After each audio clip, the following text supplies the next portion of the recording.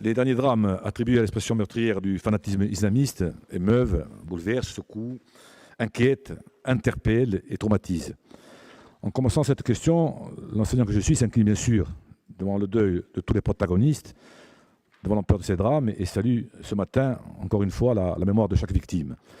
Au nom de notre groupe, je tiens à réitérer ici notre soutien à la famille de Dominique Bernard ainsi qu'à l'ensemble de la communauté éducative, toujours sous le choc, 3 années après la tragique disparition d'un autre professeur, Samuel Paty. Cette victime, c'est d'abord l'enseignant, là-bas, dans un coin de France.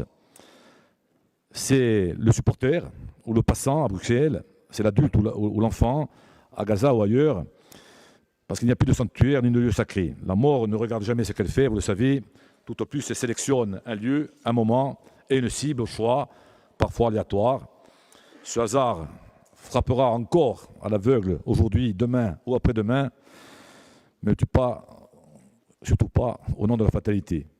Car, chers collègues, ce qui se passe aujourd'hui là-bas peut très bien se passer demain ici. Le 18 octobre dernier, Gabriel Attal, le ministre de l'Éducation nationale et de la jeunesse française, a organisé une réunion, notamment avec des représentants des associations de maires, de présidents de région et de départements. Cette réunion faisait suite à l'assassinat du professeur Dominique Bernard au lycée Gambetta d'Arras par un terroriste islamiste. Une nouvelle fois, le sanctuaire de l'école était attaqué, suscitant aussi donc une grande inquiétude des élèves, des enseignants, de tous les parents, mais également de l'ensemble des personnels, agents d'éducation nationale ailleurs, et ici, agents de la collectivité de Corse. La thématique de la question nous apparaît à tous plus qu'évidente à l'heure où des conflits armés déstabilisent des zones entières de ce monde. En quelques mots, reprenant ainsi les termes du communiqué ministériel, il convient d'exprimer notre volonté absolue de garantir en tout lieu la sécurisation de nos établissements scolaires et des activités périscolaires à la charge des collectivités locales. L'objectif est clair et il est partagé par tous. Agir dans le cadre de nos compétences respectives pour la sécurité de nos établissements et donc de nos élèves et de la communauté éducative. Fin de citation. Cette volonté doit se traduire très concrètement par des dispositions et des décisions appropriées, prenant à leur juste mesure les dangers encourus. Pour ce qui concerne la Corse, que son actuel statut particulier distingue du droit commun français, notamment en matière de propriété, de construction et d'entretien des établissements de l'enseignement secondaire, mais également de tutelle des agents y étant affectés, le rôle de notre collectivité est essentiel et déterminant.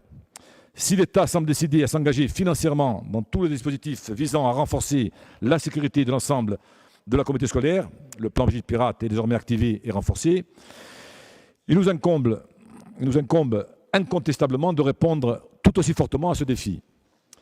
Des diagnostics sont nécessaires, ils doivent concerner toutes les collectivités, et ce jusqu'à l'échelon communal, de la prise en charge des élèves par les transports scolaires, jusque dans les classes, sans mésestimer les abords des lieux d'enseignement.